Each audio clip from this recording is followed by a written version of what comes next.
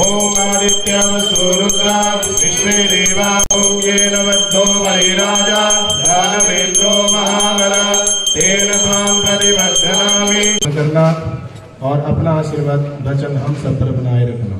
तेगानुं सहस्रयोजने वदन्वानि तन्मसि ओम यानि कानि च पापानि जन्मान्तरकृतानि च तानि तानि परिजन्ति।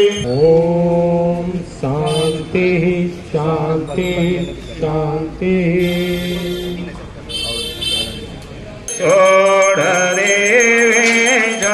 कपट गोज्ञ सारे शोक सागर से अध्यक्ष लेखराज राणा जी को मंच पर सम्मानित करें। अनुराग जी सर। शानदार कार्यक्रम के शुभ अवसर पर मंच पर उपस्थित पूजनीय संतगण, आदर के योग्य सभी विशिष्ट अतिथि, भाई और बहनों और मीडिया से आए हुए मेरे प्रिय मित्रों, का संचालन करते हुए भाई पंकज भारतीया जी ने बड़े विस्तार में शौर्य जागरण यात्रा के बारे में हम सबको अवगत करवाया। ये शौर्य जागरण यात्रा पूरे धूमधाम से देश के विभिन्न हिस्सों में निकाली जा रही है और मेरे जिला हमीरपुर में इसकी शुरुआत आज से 1 अक्टूबर से और ये अगले 5 दिन तक जिला के अलग अलग हिस्सों में चलेगी। 1 से 5 अक्टूबर तक विश्व हिंदू परिषद के द्वारा, बजरंग दल के द्वारा इसको जिला के अलग अलग हिस्सों में ले जाया जाएगा। इसका उद्देश्य आम जनमानस को धर्म और संस्कृति के प्रति जागरूक करने का, धर्म पर आघात ना स्वीकार करने का और उनको सदा के लिए मर्यादा पुरुषोत्तम राम जी के जीवन से बहुत कुछ सीखने का। मर्यादा पुरुषोत्तम राम जिनके जीवन से हमें अनेकों अनेक ऐसे सीखने के अवसर मिलते हैं और कोई भी सत्ता में आए वो यही कहता है राम राज्य बनाने का प्रयास करें। तो भगवान राम ने सदा सत्य का साथ भी दिया और इसके साथ साथ जहां बजरंग दल ने और विश्व हिंदू परिषद ने महापुरुषों के जीवन पर भी प्रकाश डालने का काम इस यात्रा के साथ साथ किया है। और मुझे प्रसन्नता इस बात की है, अगर आप मंच की ओर देखेंगे तो जिला के वो सभी महान संतगण यहाँ पर हैं जिनको मिलने, जिनके दर्शन करने, जिनका आशीर्वाद लेने के लिए प्रदेश और देश के विभिन्न हिस्सों से हजारों लोग प्रतिवर्ष यहाँ पर आते हैं। जब ये संतगण स्वयं एक अहम भूमिका में आगे चलेंगे तो निश्चित तौर पर मैं जन जागरण अभियान को हमें और बल मिल पाएगा।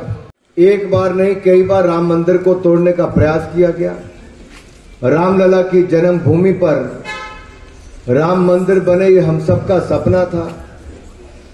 और अगर आपको याद होगा जब राम मंदिर की मूवमेंट चली तो एक ऐसी भावना पूरे समाज में थी। परिवार में भी माता पिता बुजुर्ग कहते थे कोई नहीं बेटा चले जाओ भगवान राम के नाम पे।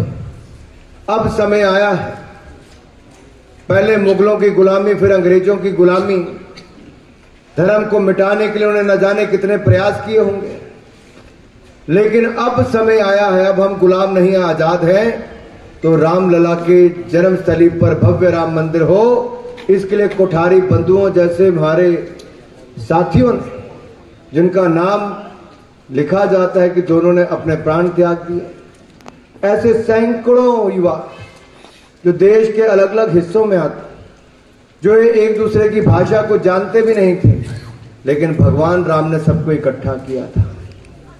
उस मूवमेंट ने एक ऐसा जोश पूरे देश में सनातनियों में भर दिया था कि अब की बार तो राम मंदिर बनाकर रहेंगे, लेकिन फिर कई सरकारें ऐसी आई, कईयों ने तो राम भक्तों पर गोली चलाई, कईयों ने अपने जान न्यौछावर कर दी।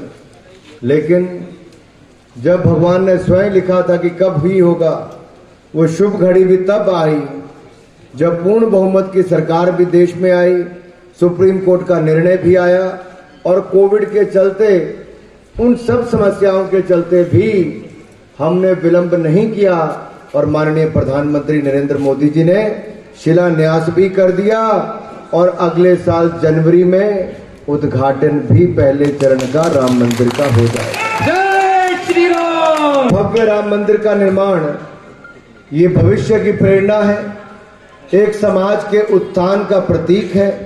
भगवान राम के जीवन से प्रेरणा लेने के लिए बहुत कुछ मिलता है और रामलला की जन्मभूमि पर भव्य राम मंदिर का निर्माण एक अद्वितीय यात्रा है जो संकल्प, संघर्ष और समर्पण से भरी हुई है। मेरे प्रिय भाई और बहनों, सच्चे मन से भव्य रामलला का स्थान पर, रामलला के स्थान पर, जन्मभूमि पर भव्य राम मंदिर के निर्माण में हम सबकी अहम भूमिका है।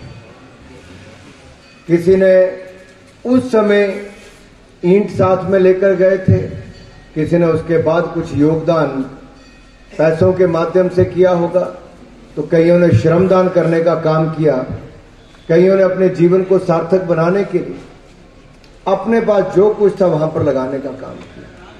ये वर्तमान नहीं, भविष्य की आने वाली पीढ़ियों के लिए बहुत बड़ा पल आने वाला है।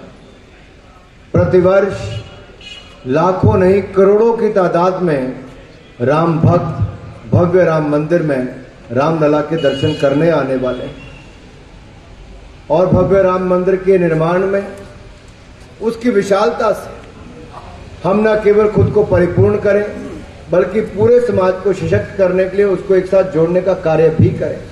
क्या आप इन लोगों से सहमत हैं? क्या आप इन लोगों से सहमत हैं? अरे ये वो लोग हैं जो एक ऐसे राजनीतिक दल के सहयोगी हैं जिसने 60 साल राज किया और वो पूरे प्रयास कर रहे हैं। उन्होंने पहले राम मंदिर बनने से भी रुकवाया, राम भक्तों पर गोलियां भी चलवाई, अब सनातन धर्म को जड़ से मिटाने का संकल्प भी लेकर चले हैं, लेकिन ना मुगल रोक पाए ना अंग्रेज रोक पाए। सनातन था, सनातन है और सनातन रहेगा। जय श्री राम। जय जय श्री राम। जय श्री राम। जय जय श्री राम। मैं विश्व हिंदू परिषद के प्रदेश अध्यक्ष माननीय लेखराज राणा जी से कह ही रहा था, यह आज के समय चुनौती सबसे बड़ी ये है कि सच क्या है, झूठ क्या है, ये समझाने की जिम्मेदारी किसकी है। 60-65 साल तक हमें वो इतिहास पढ़ाया गया जिसमें एक तरह से मुगलों को बहुत बड़ा दिखाया गया, लेकिन महाराणा प्रताप के बारे में कुछ नहीं बताया गया। जहां शहीद भगत सिंह को आतंकवादी दिखाया गया जिसने देश को आजाद कराने के लिए अपनी जवानी तक, अपना जीवन तक बलिदान कर दिया। आखिरी जिम्मेदारी किसकी है? मैं महान संत गणों से इतना ही अनुरोध करना चाहता हूं, ये जिम्मेदारी हम सबकी है। हम भी प्रयास करेंगे, लेकिन मेरा आपसे अनुरोध है, कोई कार्यक्रम चाहे कथावाचक के रूप में हो, चाहे मंदिर में आरती के बाद हो, हमें छोटी छोटी टोलियों में बैठकर इतिहास के बारे में, भगवान राम के जीवन के बारे में एक संकल्प लेकर केवल राम मंदिर के उद्घाटन या प्राण प्रतिष्ठा हमें केवल जनवरी महीने तक अपने आप को नहीं रोकना है, हमें इस अभियान को लगातार चलाते रहना चाहिए। नहीं तो क्या है, अब करने के लिए तो भगवान कृष्ण के बारे में यहां से नहीं, दुनिया के 200 देशों तक पहुंचाने का काम जिस संस्था ने किया, उसके बारे में कोई आके टिप्पणी कर दे और जो सत्य से परे हो, तो अपने आप में सोशल मीडिया पे वो घूमती रहती है, लोग उसका दुरुपयोग करते हैं। हम सब मिलके उसके बारे में सत्य कैसे लाएं।